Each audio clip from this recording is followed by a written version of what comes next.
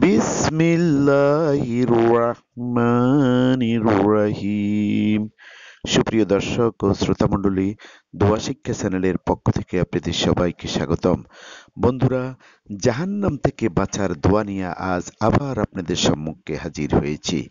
আশা করি ভিডিও শুরু থেকে শেষ পর্যন্ত আপনারা সবাই আমাদের সাথে থাকবেন। তাহলে আর কথা নয়, এবার শুরু করা যাক।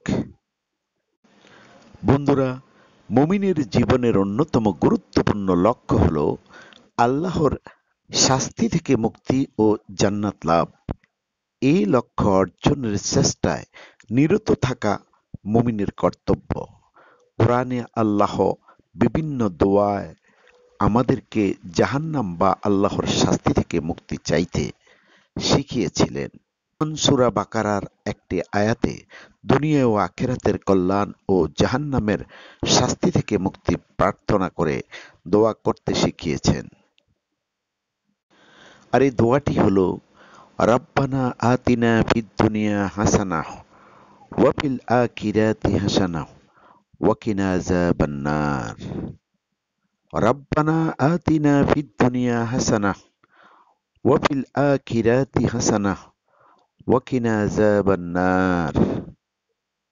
যার বাংলা অর্থ, হে আমাদের রব, আমাদের দুনিয়াতে কল্যাণ দিন, আখিরাতেও কল্যাণ দিন এবং আগুনের আযাব থেকে রক্ষা করুন। সূরা বাকারা আয়াত নাম্বার 201।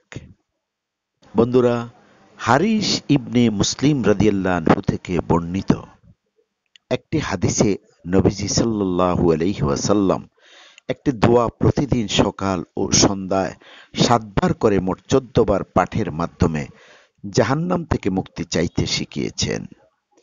আল্লাহর রাসূল সাল্লাল্লাহু আলাইহি ওয়াসাল্লাম হারিস রাদিয়াল্লাহু আনহুকে বলেছেন, আপনি ফজরের নামাজের পর পর দুনিয়াবি কথা বলার আগে এই দোয়া 7 বার বলবেন।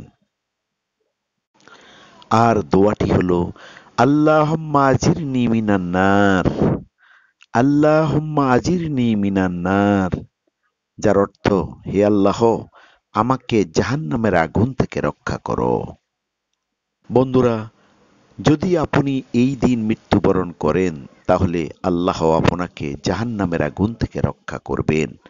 একইভাবে মাগরিবের নামাজের পর কথা বলার আগেই এই দোয়া 7 বার বলবেন।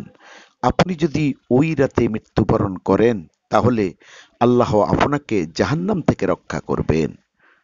সুনানে আবু দাউদ 5079 নম্বর আয়াত। বন্ধুরা, ভিডিওটি যদি ভালো লাগে তাহলে একটি লাইক দিন, শেয়ার ও সাবস্ক্রাইব করে আমাদের সাথে থাকুন। আজ এ পর্যন্ত, আবার দেখা হবে অন্য কোনো ইসলামিক ভিডিও নিয়ে। আসসালামু আলাইকুম ওয়া রাহমাতুল্লাহি ওয়া বারাকাতুহু।